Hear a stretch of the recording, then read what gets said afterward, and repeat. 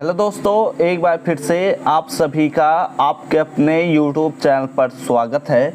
आज के इस वीडियो में हम बात करेंगे कि इलाहाबाद स्टेट यूनिवर्सिटी जो राजू भैया वाला है उसमें हम बात करेंगे कि हमारा जो bio organic and medicinal chemistry जो हमारा बीएससी के सेकेंड सेमेस्टर का पेपर है उसके कैसे क्वेश्चंस आए थे, इनके बारे में इस वीडियो में हम पढ़ेंगे और समझेंगे कि कैसे कैसे क्वेश्चंस आ रहे हैं और उन्हें हम अपने एग्ज़ाम्स में अप्लाई भी करेंगे। यानी कि आप लोग जब अपने एग्ज़ाम के पॉइंट ऑफ व्यू से तैयारी करेंगे तो इन क्वेश्चंस को ज़रूर तैयार कर कर ही जाएंगे।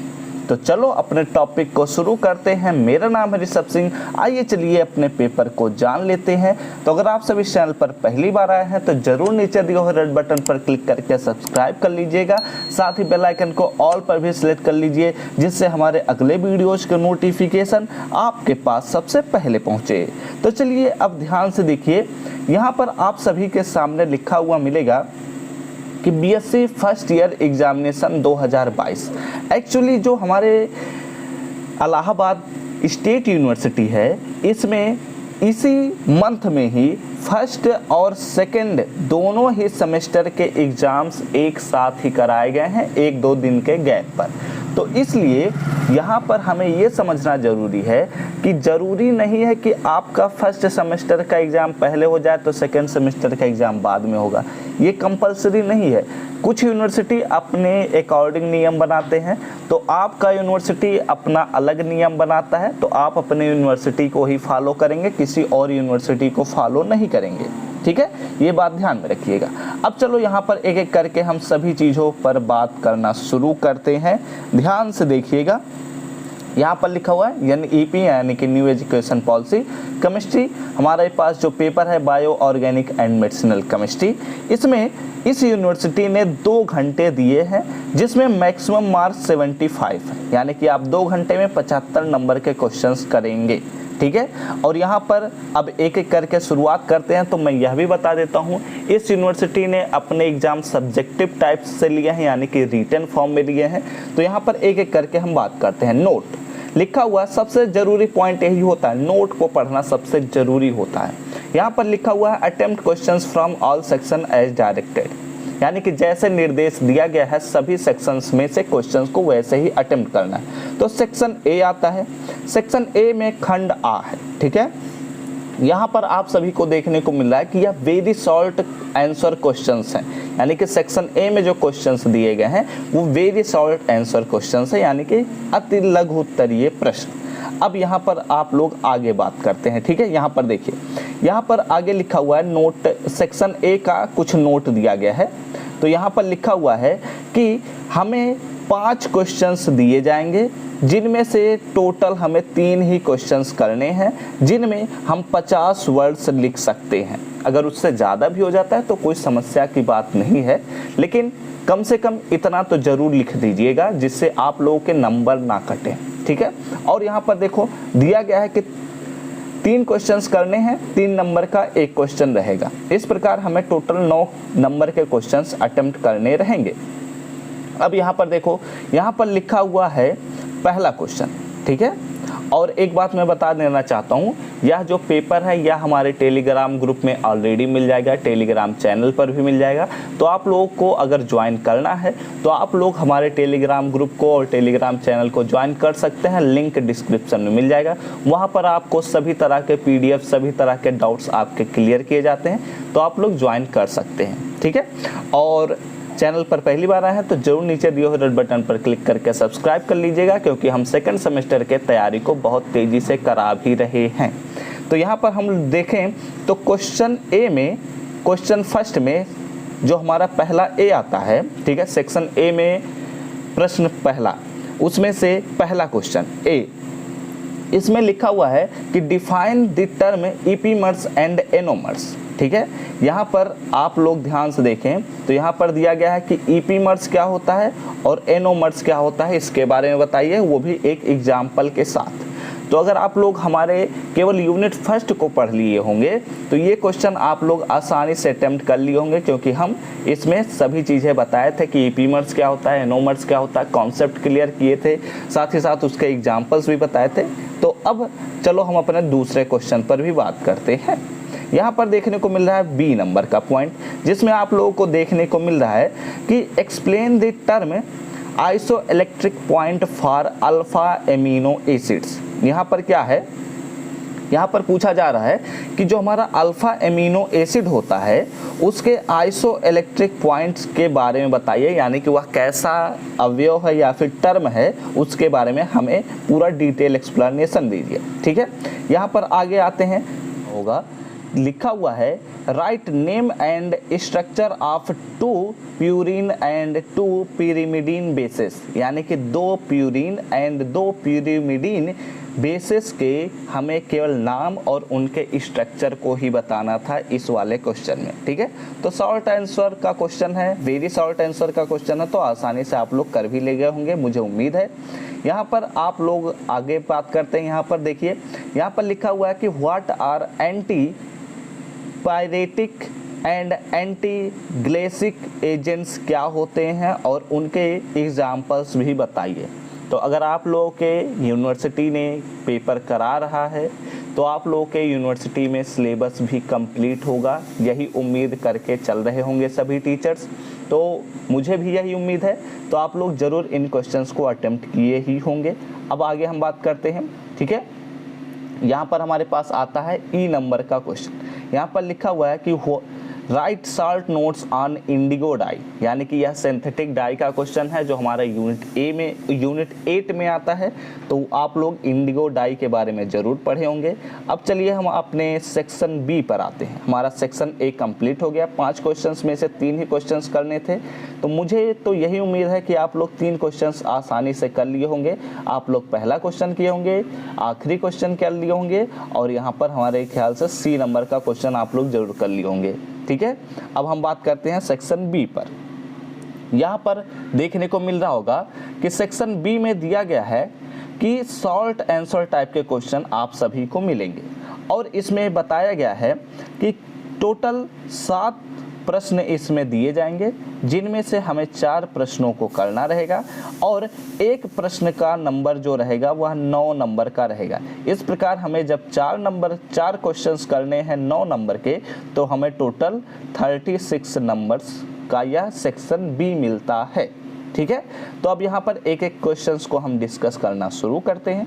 देखो यहाँ पर और एक पॉइंट देख लो, यहाँ पर 225 वर्ड्स में इन सभी क्वेश्चंस को लिखना रहेगा। ठीक है, ये बात ध्यान में रखिएगा। तो यहाँ पर आप सभी को दूसरे का पहला क्वेश्चन देखने को मिल रहा है कि discuss Merrifield solid phase method of peptide synthesis. ठीक है, इसके बारे में यहाँ पर दिया गया है। ठीक है, और यानी कि यह एमिनो एसिड का टॉपिक है। और यहाँ पर आपको अगला क्वेश्चन मिल रहा होगा कि एक्सप्लेन द कॉन्सेप्ट ऑफ रिट्रोसिंथेसिस। ठीक है, इसके बारे में हमें बताना रहेगा, और हम सीधे प्रश्नों पर ही केवल बात करते हैं, ज़्यादा एक्सटर्नल चीज़ें ना बात करते हुए। यहाँ पर आप लोगों को सामने सी नंबर का क्वेश्चन दिख रहा होगा कि what are different kinds of RNA, write their functions in protein synthesis. यानी कि यहाँ पर लिखा, ये हमारे पास DNA एंड RNA टॉपिक से मिल रहा है, यानी कि हमारे पास जो प्रोटीन केमिस्ट्री ऑफ प्रोटीन्स है वही टॉपिक यहाँ पर उपयोग किया गया है। इसमें हमें RNA के बारे में बताना है, और इसमें पूछ रहा है कि right their functions in protein synthesis. ठीक है, अब हम बात करते हैं अपने नेक्स्ट क्वेश्चंस पर। तो ये हो गया हमारे पास कितने, ABC एंड यहाँ पर D आता है। ठीक है, तो यहाँ पर आप लोगों को नेक्स्ट क्वेश्चन देखने को मिल रहा होगा कि व्हाट आर सिलिकॉन क्या होते हैं एंड उनका मेथड कैसे किया जाता है, यानी कि उनका सिंथेसिस मेथड क्या है, इसके बारे में भी हमें बताना है इस क्वेश्चन में। ठीक है, तो ये क्वेश्चन तो बहुत ही आसान है। अगर आप लोग के यूनिवर्सिटी कॉलेज में पढ़ाया गया होगा, आपके टीचर पढ़ाए होंगे, तो बहुत ही आसानी से इस क्वेश्चन को जरूर कर लिए होंगे। ठीक है, और यहाँ पर ई नंबर का क्वेश्चन आता है कि what is addition polymerisation, write the method of preparation of Teflon and buna S. बहुत ही आसान सा क्वेश्चन यह भी है, ठीक है। तो मुझे उम्मीद है कि ये क्वेश्चन जरूर आप लोग कर लिए होंगे, ठीक है। वैसे मैं बता देता हूँ इस क्वेश्चन में क्या क्या पूछा जा रहा है कि एडिशन पॉलीमराइजेशन क्या होता है, और हम टेफ्लॉन एंड ब्यूना एस के बनाने की विधि के बारे में यहाँ पर हमें बताना रहा होगा क्वेश्चन में, ठीक है।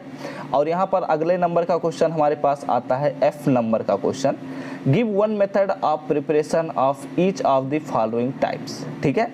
यानी कि यहाँ पर हमसे ये पूछा जा रहा है कि निम्नलिखित रंजकों में से, रंजकों मतलब क्या, डाई, ठीक है, के प्रत्येक के बनने की एक विधि दीजिए, ठीक है। यानी कि यहाँ पर हमसे पूछा जा रहा है कि यह जो मैलाचाइट ग्रीन है, एल्जाइरीन है, इन सभी के एक एक प्रिपरेशन मेथड को बताना है, केवल एक एक प्रिपरेशन मेथड को बता देना, उसके बाद यह क्वेश्चन कंप्लीट हो जाएगा, ठीक है। तो यहाँ पर हम लोगों ने सेक्शन अभी और क्वेश्चन है, ठीक है। यहाँ पर अगला क्वेश्चन हमें मिलता है right short notes on any two, हमें किसी 2 पॉइंट्स पर शॉर्ट नोट्स बताना है। एक है हमारे पास denaturation and renaturation of protein and law of consistency of interfacial angle, and यहाँ पर हमारे पास लास्ट पॉइंट आता है नायलॉन 66, ठीक है। इस पर भी हमें बताना है। देखो यहाँ पर यह बात ध्यान रखो कि ये जो यूनिवर्सिटी ने अपने क्वेश्चंस को पूछा है, इन क्वेश्चंस में से आपको मानकर चलिए कि 50% क्वेश्चन आपके यूनिवर्सिटी में आने के चांसेस रहेंगे। जिस भी यूनिवर्सिटी का एग्ज़ाम रिटन पैटर्न पर होगा, वह बच्चा ज़रूर इन क्वेश्चंस के आंसर याद करके ही जाएगा। अगर आप लोग एग्ज़ाम में अच्छे नंबर पाना चाहते हैं तो ज़रूर याद करके जाइएगा, क्योंकि इसमें जितने भी क्वेश्चंस दिए गए हैं ये सभी मोस्ट इम्पॉर्टेंट टाइप के क्वेश्चंस हैं। इनके अलावा कुछ ही क्वेश्चंस बदलते हैं, ठीक है, ये बात ध्यान में रखिए, बहुत कम ही क्वेश्चंस बदलते हैं। जैसे कि अगर एग्जांपल के तौर पर मैं बताना चाहूँ तो यहाँ पर आप लोगों को देखने को मिल रहा होगा कि नायलॉन 66, तो कई और यूनिवर्सिटी ऐसे कर देते हैं कि नायलॉन 6 के बारे में बताइए, जबकि यहाँ पर दिया गया है नायलॉन 66, ठीक है। तो लेकिन आप सबके सिलेबस में नायलॉन 6 भी होगा, तो उसके बारे में भी पूछ लिया जाता है। और ये जो क्वेश्चन है ये तो बहुत ही इंपॉर्टेंट क्वेश्चन, हर साल लगभग पूछ ही लिया जाता है, ठीक है। तो आप लोग ऐसे क्वेश्चंस की ज़रूर तैयारी करके जाइएगा, ठीक है। और अभी मैं आप सभी को इधर जब मैं प्रिपरेशन कराऊंगा तो इन सभी क्वेश्चंस के बारे में मैं पूरा डिटेल में बताऊंगा, आपको परेशान होने की ज़रूरत नहीं है। मैं कल से इन चीज़ों के बारे में बताना शुरू कर दूंगा, ठीक है। तो यहाँ पर अब हम आते हैं अपने सेक्शन सी पर। सेक्शन सी में पूछा जा रहा है लॉन्ग आंसर क्वेश्चंस, ठीक है। तो लॉन्ग आंसर क्वेश्चंस में क्या क्या दिया गया है इसके बारे में चलिए अब हम बात करते हैं। यहाँ पर नोट दिया गया है, नोट में कहा गया है कि टोटल 4 क्वेश्चंस आप सबके सामने रहेंगे, जिनमें से 2 क्वेश्चंस आपको करने रहेंगे, ठीक है। 4 प्रश्न रहेंगे, जिनमें से 2 प्रश्नों को आपको करना रहेगा और 1 प्रश्न का 15 मार्क्स रहेगा। तो इस प्रकार 2 प्रश्नों के 15 × 2 = 30, यानी कि 2 से 15 का जब हम गुणा करेंगे तो 30 नंबर का क्वेश्चन हमारे पास बनेगा, जिसमें से यहाँ पर आपको एक क्वेश्चन में आप लोग चाहें तो 450 या 500 वर्ड्स का एक क्वेश्चन लिख सकते हैं, ठीक है। तो अब चलिए हम इनके क्वेश्चंस पर भी डिस्कस कर लेते हैं कि क्या क्या पूछा गया है। यहाँ पर आप सबके सामने देखने को मिल रहा है कि what is mutarotation, right the mechanism of mutarotation. तो इसके बारे में तो मैं आप सबको पहले भी बता चुका हूँ, तो आई होप आप लोग ये आसानी से कर भी लिए होंगे, कोई समस्या होने वाली थी नहीं, क्योंकि म्यूटा रोटेशन में मैंने आप सबको mutarotation of glucose and mutarotation of fructose दोनों ही प्रकार के बारे में बताया है।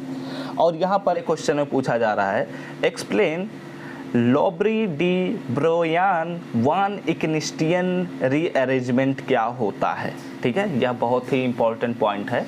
वैसे तो यह एक एल्कली का, जो हम ग्लूकोज का एल्कली के साथ रिएक्शन कराते हैं तो वहाँ पर यह रीअरेंजमेंट मिलता है, लेकिन अगर आप लोगों को पढ़ाया गया होगा तो आप लोग बहुत ही आसान सा यह रीअरेंजमेंट होता है, मैं जानता हूँ आप लोग आसानी से कर भी लिए होंगे, ठीक है।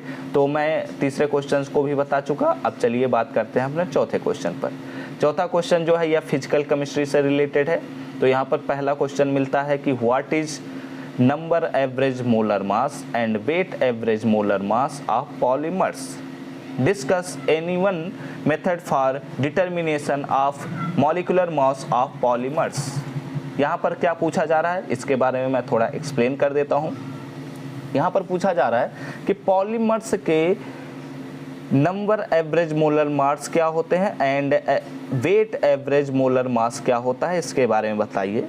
And discuss any one method for determination of molecular mass of polymers. यानी कि जो हमारा मॉलिक्यूलर मास ऑफ पॉलीमर्स हमें निकालना होता है, उसमें एक्चुअली क्या होता है कि कई तरह के मेथड्स होते हैं, तो किसी एक मेथड के बारे में यहाँ पर हमें बताना रहेगा। ठीक है, तो इस प्रकार यह भी क्वेश्चन हमारा कंप्लीट हो जाएगा।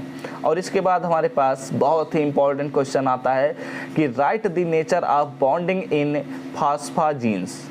फास्फाजीन के बारे में हमें बताना है कि इसमें कैसे बंध बनता है, यानी कि बॉन्ड बनता है, इसके बारे में हमें बताना रहेगा। एक्चुअली इसमें जो एजो बॉन्ड बनता है उसी में सारा खेल होता है, तो उसके बारे में आप लोग पढ़ लीजिएगा अगर आप लोगों को पढ़ना है तो। और वैसे भी हम आप सबको आगे चलकर सब कुछ बता ही देंगे। ठीक है, यहाँ पर देखिए हमारे पास आता है 5वें नंबर का क्वेश्चन, जिसमें ए नंबर का क्वेश्चन आता है। यह भी फिजिकल केमिस्ट्री है। इसमें पूछा जा रहा है कि what is meant by space lattice and unit cell of a crystal. यानी कि इसमें हमें बताना है कि किसी भी क्रिस्टल का एक यूनिट सेल क्या होता है, स्पेस लैटिस क्या होता है यानी कि क्रिस्टलीय जालक क्या होता है, और इसमें ब्रैग इक्वेशन को भी ड्राइव करना है। Derive Bragg equations for the diffraction of X ray by crystal lattice. यानी कि यह जो क्वेश्चन है यह बहुत ही इंपॉर्टेंट है। आई थिंक यह सभी यूनिवर्सिटी में पूछा जाएगा, कोई भी ऐसा यूनिवर्सिटी नहीं बचेगा, बहुत ही रेयर चांस होगा जब किसी यूनिवर्सिटी में यह क्वेश्चन ना मिले। ठीक है, तो ये हो गया हमारे पास 5वें का पहला क्वेश्चन। अब हम बात करते हैं 5वें का दूसरा question. Find the interplanar distance in a crystal in which a series of planes produces a first order reflection from a copper x ray tube, जिसका तरंग दैर्ध्य यानी कि लैम्डा दिया गया है 1.539 angstrom at an angle of 22.5 degree, जिसमें sine का मान दे दिया गया है कि sine 22.5 degree is equal to 0.343। ठीक है, एक्चुअली यह भी एक न्यूमेरिकल टाइप का क्वेश्चन है जो ब्रैग इक्वेशन पर ही आधारित है, तो इसे जो मैथमेटिक्स वाले बच्चे होंगे वो ही कर पाएंगे। एक्चुअली मैं ये नहीं कहना चाहता कि बायो वाले नहीं कर सकते, लेकिन उनके लिए थोड़ा टफ बन जाता है। तो अगर जो भी बच्चे बायो के हैं वो लोग कोशिश करें कि इन क्वेश्चन से बचे ही रहें, क्योंकि वहाँ पर समय बर्बाद करने की ज़रूरत नहीं है, क्योंकि वहाँ पर हमारे पास वैसे भी समय की कमी ही रहती है। तो आप लोग समय को यूटिलाइज करिए, इन सभी क्वेश्चन से थोड़ा बच कर ही रहिएगा। ठीक है, अब हम आते हैं अपने नेक्स्ट क्वेश्चन पर। तो यहाँ पर हमारे पास आता है 6ठे नंबर का क्वेश्चन, 5वां हो गया ना, हाँ 5वें नंबर का क्वेश्चन हो चुका है। यहाँ पर आता है हमारे पास 6ठा नंबर का क्वेश्चन, जिसमें पूछा जा रहा है right short notes on any 3 of the following. किसी 3 के हमें शॉर्ट नोट्स पर बात करना है, तो कौन कौन से हैं यहाँ पर बात कर लेते हैं, देख लेते हैं एक बार कौन कौन से पॉइंट्स हैं जिन पर हमें बात करना है। तो मैकेनिज्म ऑफ एंजाइम एक्शन क्या होता है, इस पर भी हमें बात करना है।